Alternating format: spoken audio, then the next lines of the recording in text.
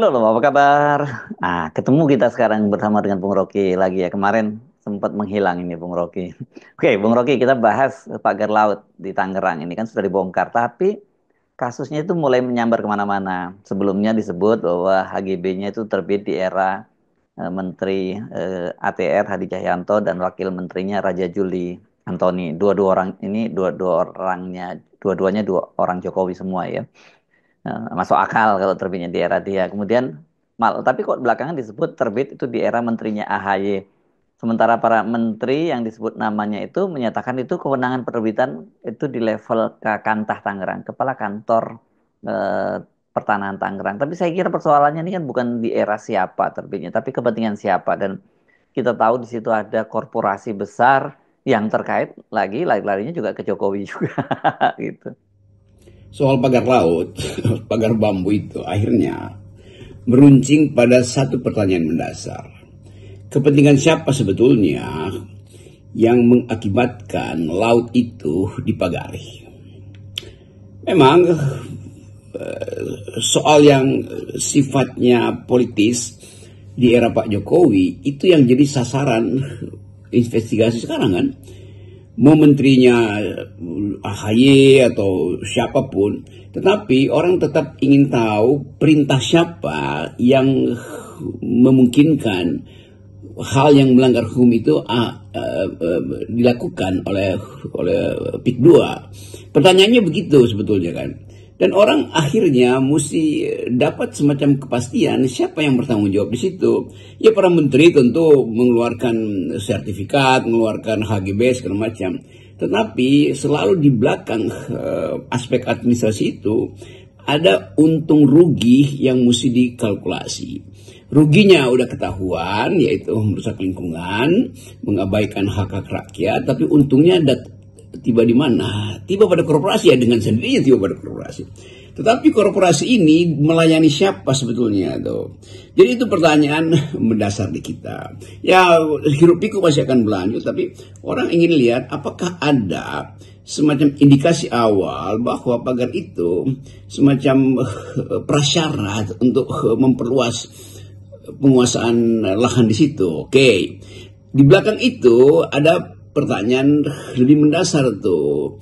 Kira-kira kong kaling kong siapa dengan siapa yang menyebabkan pagar itu akhirnya tumbuh lalu dirobohkan tuh.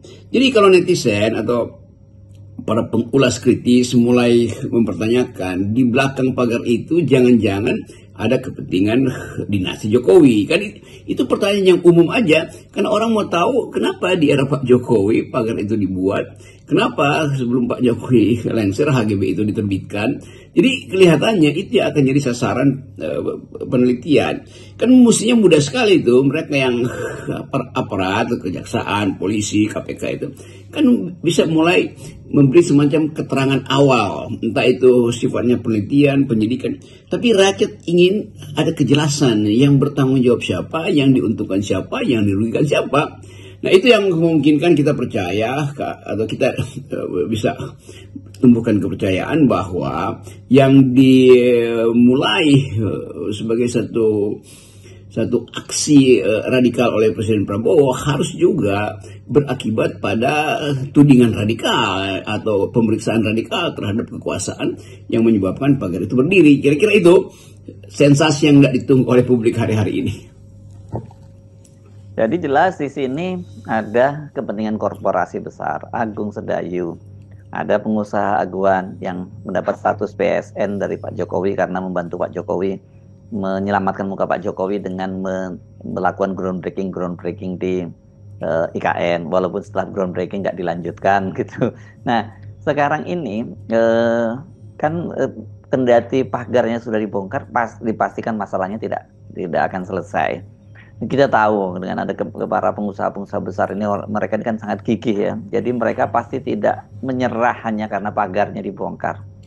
Jadi problemnya balik pada soal yang substansial tuh. Yang sensasional udah selesai di situ ketika Prabowo mengerahkan angkatan laut untuk menggusur, dan kita sama-sama mulai menduga bahwa diperintahkannya angkatan laut itu semacam perintah untuk memerangi satu kelompok atau menunjukkan bahwa negara memang akan hadir secara total.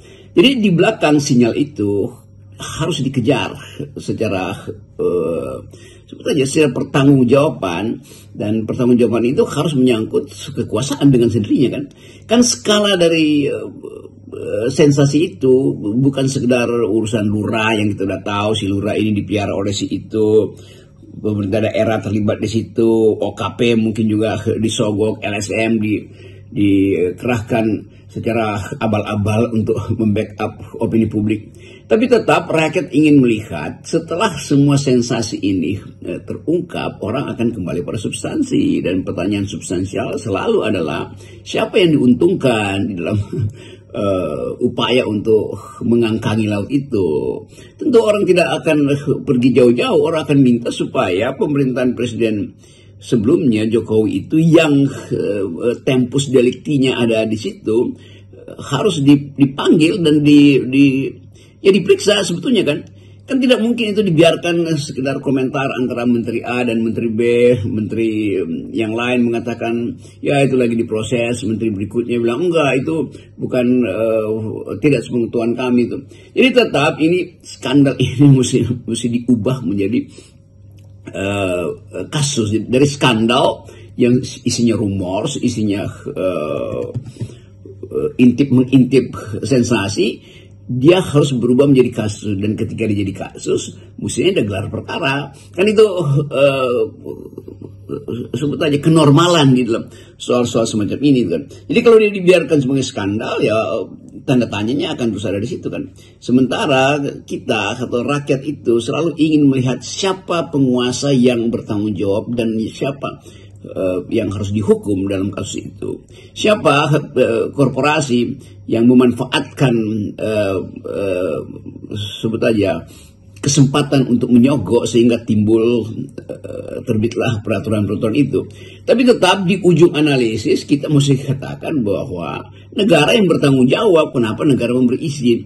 Jadi sekali lagi publik harus dipuaskan hak dia untuk mengetahui keadilan terhadap laut yang adalah milik umum itu kan. Jadi itu intinya. Jadi harusnya diarahkan lagi, mulai diarahkan pada pemeriksaan terhadap pejabat-pejabat di era Jokowi, termasuk Pak Jokowi yang memang secara historis bertanggung jawab terhadap berdirinya pagar itu. Nah, berkaitan dengan nama AHY yang disebut-sebut itu, walaupun AHY ini kan sebenarnya masa dia menjadi menteri di era Pak Jokowi itu sangat pendek gitu ya, nggak sampai 1 tahun, itu hanya sekitar 10-an bulan, nggak sampai 8 bulan saya kira ya, dari Februari ke Oktober. Tapi kemudian orang menduga-duga kenapa ya kok nama AHY itu waktu itu ditempatkan di Kementerian ATR. Dan kenapa kemudian sekarang namanya disebut-sebut? Apakah ini sebagai upaya dari Jokowi untuk menjebak SBY begitu?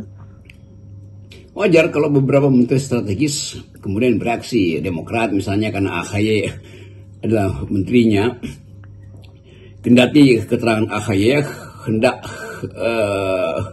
menunjukkan sekuensi atau kronologis dari penerbitan HGB itu. Tetapi publik bahkan mungkin menduga jangan-jangan ini adalah jebakan Batman dari Mulyono terhadap SBY itu, karena Menteri AHY ditaruh di situ dan diduga paham atau mengetahui walaupun tidak punya kemampuan eksekusi misalnya. Jadi semua sebut aja teori konspirasi dikembangkan di situ, dan di ujung pertanyaan-pertanyaan konspiratif orang tetap menunggu persoalan ini dituntaskan dengan cara saksama dalam tempo singkat-singkatnya, kira-kira begitu kan. Nah, Pak Prabowo memberi sinyal bahwa itu harus diselesaikan. Nah, reaksi dari publik juga sama tuh. Jadi kita mesti lihat bahwa kasus pagar ini semacam pintu untuk membuka kong kaling kong yang dulu disebut oleh Rizal Ramli antara penguasa dan pengusaha kan, peng-peng itu tuh.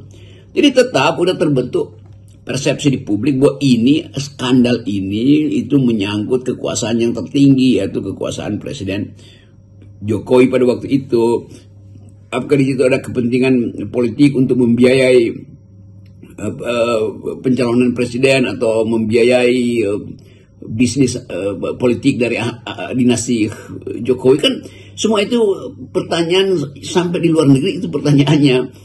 Jadi tekanan publik tidak mungkin berhenti bahwa Pak Said Didu mengambil risiko untuk memimpin semacam ya operasi masyarakat sipil itu dengan menggemparkan publik, dibuka dari awal, dan beliau sendiri ikut terjun ke laut untuk mencabut pagar-pagar. Itu kan menunjukkan bahwa ini sesuatu yang sangat serius tuh, dan publik Indonesia menunggu terus tuh. Jadi kesempatan-kesempatan headline wawancara dengan menteri udah selesai tuh.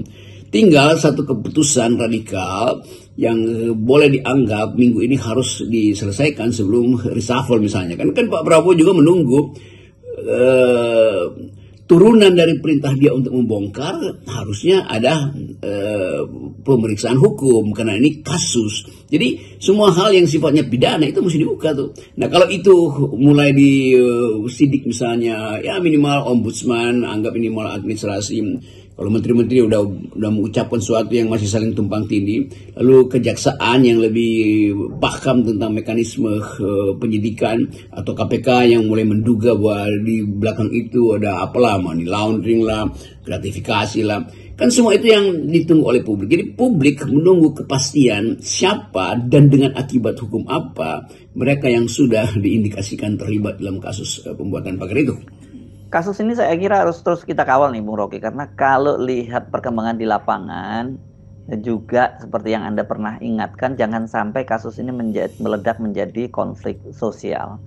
Jadi konflik juga konflik horizontal gitu antar etnis, itu kan sangat berbahaya. Kita tahulah daerah Banten ini kan daerah hotspot, bukan hanya sekarang tapi itu juga sejak era Belanda. Tidak boleh terlalu lama menunggu, karena di belakang skandal ini atau di belakang kasus yang berindikasi pidana ini, berindikasi korupsi bahkan, sudah terbentuk semacam persepsi yang sifatnya rasistis, yang sifatnya ethnicity. Kan itu buruk betul kan. Kalau itu meledak sebagai problem sosial kemudian karena tidak ditunjukkan secara telak siapa yang bertanggung jawab, siapa harus dihukum, maka aktivitas rakyat itu akan dipenuhi dengan kalkulasi-kalkulasi liar. Nah itu yang berbahaya tuh, karena daerah itu tetap itu daerah yang panas secara politik tuh. Masih ada sisa persaingan kandidat di pilkada kemarin tuh, Banten, Tangerang. Kita tahu juga itu wilayah yang aktivitas religiusnya itu sangat tinggi, artinya itu masyarakat Tangerang, Banten itu religiositasnya itu tidak mungkin didiamkan hanya dengan opini publik yang dibuat-buat tuh. Jadi kalangan ulama di situ atau sebetulnya masyarakat yang merasa bahwa ada sesuatu yang disembunyikan, dan itu rasa penasaran tumbuh terus. Jadi mulai ada mobilisasi opini yang memungkinkan terjadinya semacam ketegangan rasial di situ, atau bahkan ketegangan etnis atau ketegangan primordial. Nah soal-soal ini yang dalam analisis kita di FNN itu amat berbahaya, karena dia akan tumpang tindih dengan problem kesulitan ekonomi hari-hari ini, akan tumpang tindih dengan beban dapur emak-emak hari-hari ini, tumpang tindih dengan keinginan untuk cepat-cepat melihat dalam 100 hari ini Presiden Prabowo itu menghasilkan kebijakan yang mungkin ada harapan terhadap keadilan tanah, terutama keadilan hak-hak rakyat atas lingkungan, atas laut, segala macam itu. Jadi pengkondisian sosiologis, pengkondisian psikologi sudah terbentuk, dan itu yang hendak kita cegah, jangan sampai pengkondisian itu berubah menjadi sentimen rasial, kan itu bahayanya. Jadi sekali lagi mesti sudah ada hari-hari ini keterangan awal tentang ya sebetulnya delik korupsi di situ, delik penyogokan, delik manipulasi hukum, delik apapun. Jadi skandal ini mesti dinaikkan menjadi kasus supaya terbaca dari awal bahwa masalah ini akan diselesaikan, bukan sekedar ditunda-tunda untuk cari kesempatan balancing antara mereka yang berkepentingan menyembunyikan atau menghalangi kasus ini dibuka secara transparan. Saya kira itu masalah terakhir, analisis terakhir FNN terhadap soal pagar misterius itu. Salam akal sehat. Ya, salam akal sehat.